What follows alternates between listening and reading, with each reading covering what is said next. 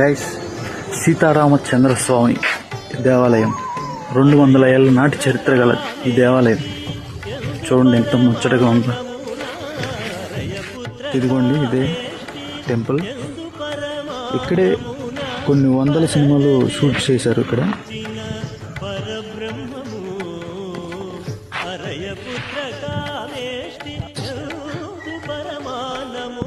200 ఏళ్ళ నాటి చరిత్ర గల దేవాలయం.